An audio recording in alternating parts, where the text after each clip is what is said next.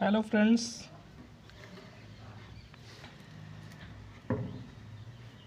good morning to all of you. Today I am going to uploading my third video which is related to the paper differential calculus of BSc first year, and I have given you two lectures related to this paper. First paper was my first video was related to the name of the paper. I have also introduced its papers and was will have to study in this paper. And my second lecture was the name was started from your first chapter named successive differentiation and Leibniz theorem, successive differentiation and Leibniz theorem. And in previous lecture I have discussed about its definition, that what is the meaning of successive differentiation is, and I'll also have discussed about some functions whose nth differential coefficient or nth derivative is possible, and also about the functions which nth derivative is not possible, and all the basic things. And today I am going to discussing about about the nth derivative of some standard functions. uh, so first of all, I it is my biggest request to all of you that if you like and if my videos are helpful for all of you, then please like and subscribe my videos. Please like and subscribe my videos. And now I am going to starting my video. So in the case of nth derivative of some standard functions,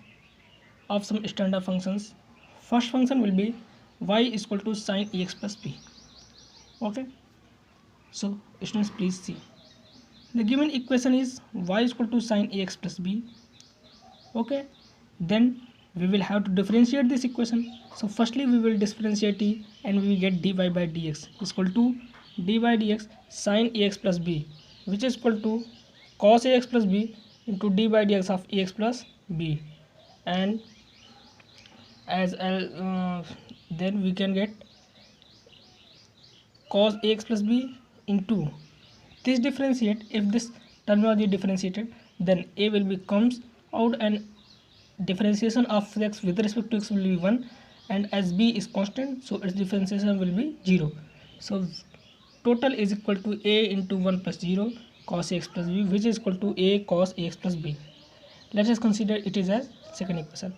Now as I have defined that successive differentiation is nothing but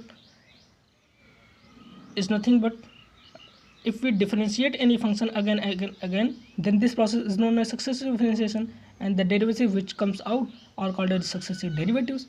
Okay, so we will again differentiating 2 with respect to x, then we get dy dx of cos ax plus b. A dy dx a cos ax plus b will be differentiated, then a is constant, so a into dy dx of cos x plus b, and a is equal to, as you know, that dy dx cos x equal to minus sin x plus b into a ax plus b, which is equal to negative of a square sin x plus b. Okay, a into sin x plus b into a is equal to negative of a square, a multiplied by a is equal to negative of a square sin x plus b, which is equal to a square sin.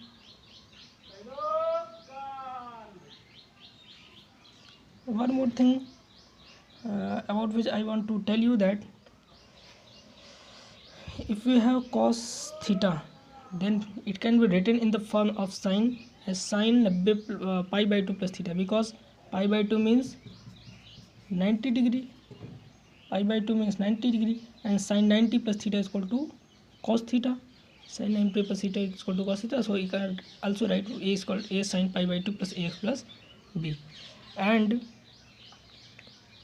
here when we differentiate this a cos a plus b again, then we can get negative of a square sin x plus b, negative of a square sin x plus b. Then if we try to eliminate this negative, then it can be written as a square sin pi plus ax plus b, because pi means 180 degree and sin 180 plus theta, this is equal to negative of sin theta. Okay, then it can be written as sin pi plus x plus b, and it can also be written as a square sin 2 pi by 2 plus x plus b, because 2 and 2 is cancelled. This is again nothing but sin x plus pi plus x plus b. Okay, so as we have seen that in first differentiation we can get a sin 1 pi by 2 plus x plus b, and a second a square sin 2 pi by 2 plus x plus b. Then by mathematical induction we can write a y3 is equal to a की power 3 in first a की power 1, in second a की power 2, then surely it will be in third a की power 3, and sin in first 1 pi by 2, in second 2 pi by 2, so in third 3 pi by 2 plus x plus b. Okay, so for any general number n, so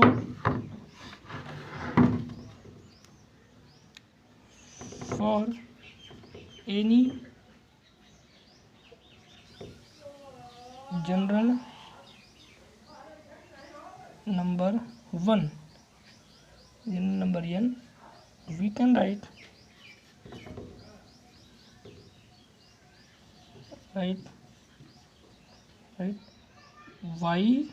n, this is equal to a to the power n, because in first it was a to the power 1, in second it was a to the power 2, in n, so for any n it will be a to the power n, and sin ax plus b plus sin n pi by 2 plus ax plus b a to the power n sin n pi by 2 plus x plus b. Thus which shows nth derivative of y, where y is sin ax plus v. Thus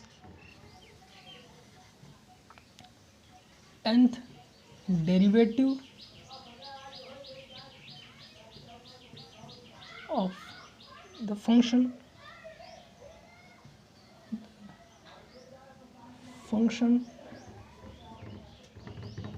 y of the function y is equal to sin of ax plus b is yn is equal to a to the power n sin, it can also be written as ax plus b plus n pi by 2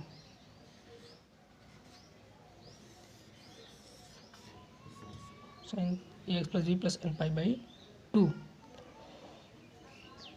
where n belongs to capital N. Okay, and this shows that, as I have told you, that this is the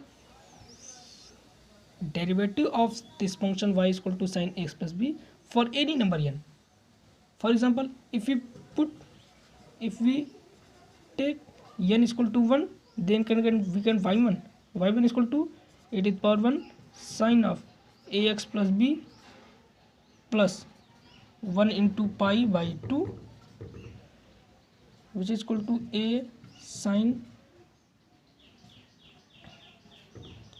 pi by 2 plus ax plus b, which is equal to a into minus cos ax plus b, which is your y1. You can see in this video we have find that y1 is equal to itna, and if you put y2, then we can get y. If you put yn is equal to 2, then we can get y2. You put 3, you can get y3, 4 y4. Perhaps you can, if you put y is equal to n is equal to 10, then you can get y10. y10 means 10th derivative of function y is equal to sin x plus b. If you put n is equal to 100, then we can get y100. y100 means 100th derivative of this function y is equal to sine ax plus b. Okay, so this is a very helpful for finding any derivative of this function, of this standard function, which is very deep, typical, and which is very hardful for finding its derivative by the simple derivative method. Okay, you can understand that what I want to say. If we have this function and anybody tells you that find its 15th derivative, 15th derivative, so by simple by simple derivative method you will have to differentiate the function 15th times. Okay, and by 15 times this will be very hardful for you, very hard working, very time will be rushed, and you cannot find, and then you can find its nth derivative, sorry, 15th derivative. And by the help of this formula, if you put n is equal to 15, then you can get you y15. y15 means